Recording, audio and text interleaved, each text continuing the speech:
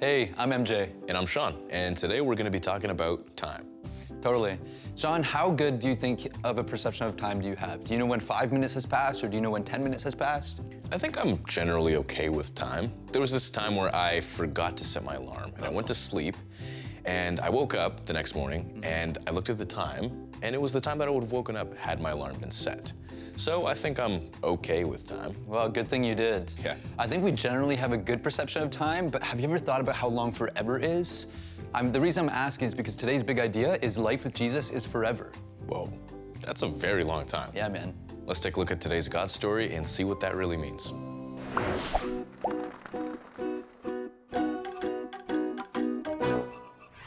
We're in the middle of our series called Arise from the book of John. Arise means to get up, and in today's story, Jesus tells someone to do just that. Hey everyone, I'm Karmyn. I want to share with you today's big idea, that life with Jesus is forever.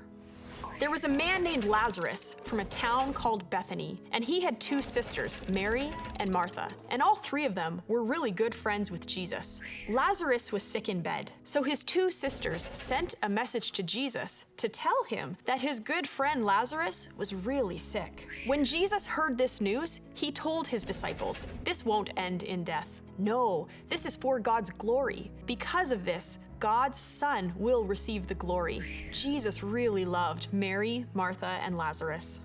After staying where he was for 2 more days, Jesus said to his disciples, "Let's go back to Judea." Judea is where Bethany was. They probably wondered, why wouldn't he go see Lazarus sooner? But they also were probably worried because the last time Jesus went there, people tried to stone him. But Jesus reminded his disciples that he is the light, and they didn't need to worry about that. Let's read what happens next. After he said this, Jesus went on speaking to them. "Our friend Lazarus has fallen asleep," he said, "but I am going there to wake him up." Now that might seem like a normal thing. He's sleeping, I'll wake him up. But when Jesus says sleeping, in this case, he means that he's dead. Let's keep reading. His disciples replied, "Lord, if he's sleeping, he will get better." Jesus had been speaking about the death of Lazarus, but his disciples thought he meant natural sleep. So then he told them plainly, "Lazarus is dead. For your benefit, I am glad I was not there. Now you will believe, but let us go to him." To be honest, that's kind of a strange thing to say. I'm glad I was not there, but Jesus was definitely up to something awesome. And so Jesus was all set to go, and Thomas, one of his disciples, said to the rest of them, "Let's go with him." Now when they arrived, Jesus found out that Lazarus had been dead and in a tomb already for 4 days. Ugh, can you imagine how much that must have stunk? Anyway, many people had come by to visit Mary and Martha to comfort them as they were so sad. When Martha heard that Jesus was coming, she ran out to meet him. Mary stayed home. And when Martha saw Jesus, she said to him, "I wish you'd come sooner, then Lazarus wouldn't have died." But then she also said to Jesus, "But I know that God will give you anything you ask for." Jesus said to her, "Your brother will rise again." And Martha said to him, "I know he will. This will happen when people are raised from the dead on the last day." And then Jesus said to her, "I am the resurrection and the life. Anyone who believes in me will live, even if they die. And whoever lives by believing in me will never die. Do you believe this?" "Yes, Lord," she replied. "I believe that you are the Messiah, the Son of God. I believe that you are the one who is supposed to come into the world." After she said this, she went home and called Mary to her. And she said to Mary, "The teacher is here and wants to see you." And when Mary heard that Jesus was here, she ran to meet him as fast as she could. Jesus was still at the place where Martha had met him. And when Mary ran out to meet him, others followed her. And when she got to him, she fell down and said, "Jesus, I wish you had been here. Then my brother wouldn't have died." Jesus saw her crying, and some of the others that had come with her were crying too. And when Jesus saw this, it made his spirit sad. Remember, Mary and Martha and Lazarus were really good friends of Jesus, and it's really tough to see your friends sad. And then Jesus said, "Where did you put him?"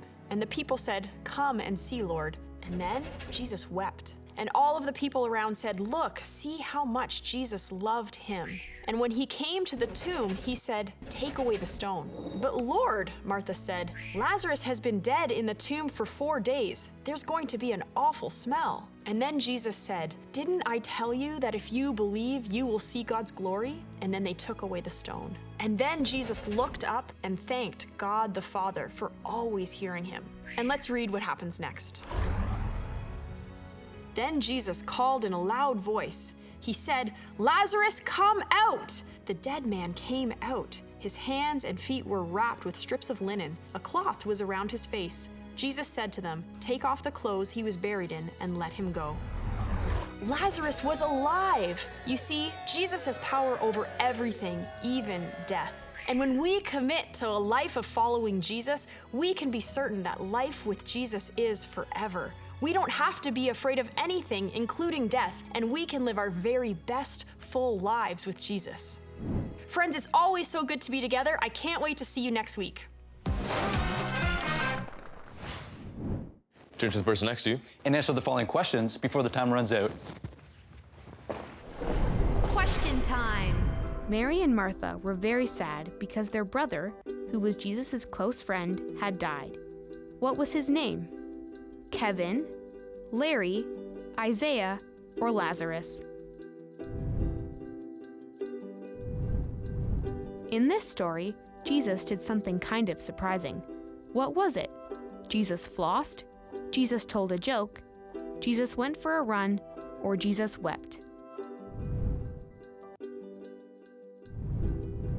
Because life with Jesus is, he has power over death. He raised his friend to life.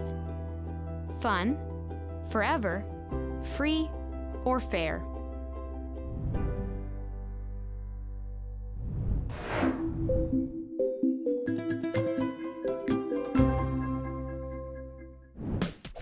Game time! Groundhogs. Can you say the key verse before all the groundhogs drop? Get ready. 3, 2, 1, go!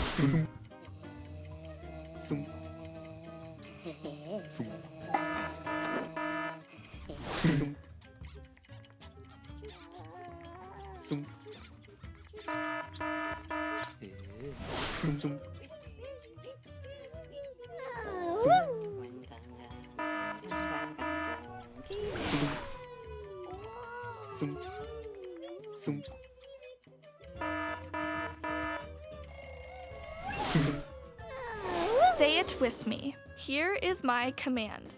Love one another just as I have loved you. No one has greater love than the one who gives their life for their friends. John 15, verse 12 to 13.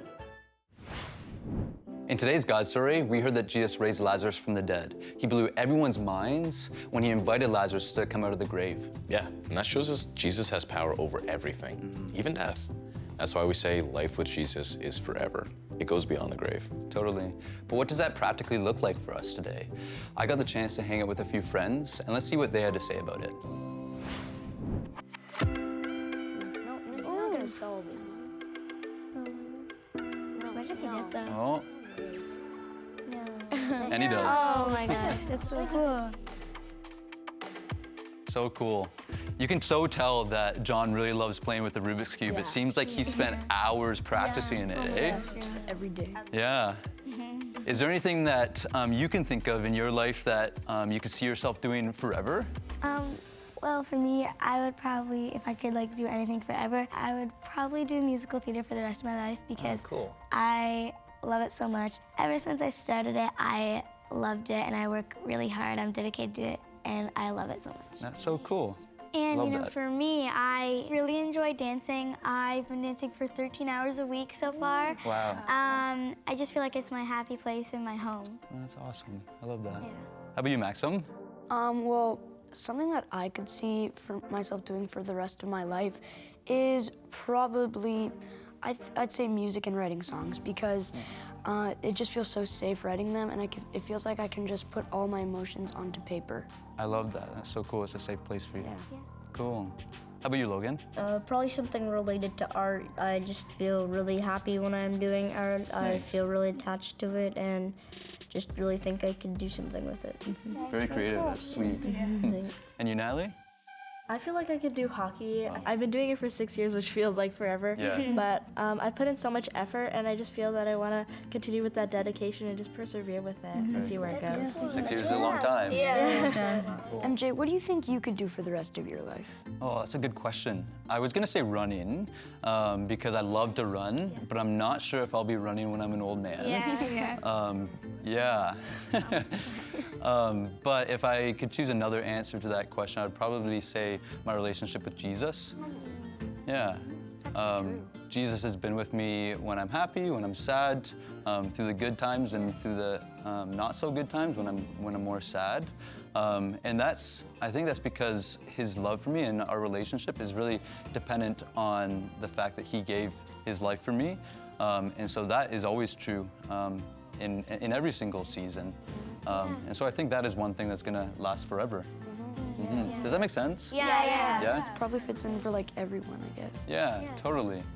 Well, who's hungry? Me. Yeah? How about I go grab some pizza and we can come back and eat? Okay. Yeah? Okay, sounds good. Question time. Was there anything said in the life story that you can relate to?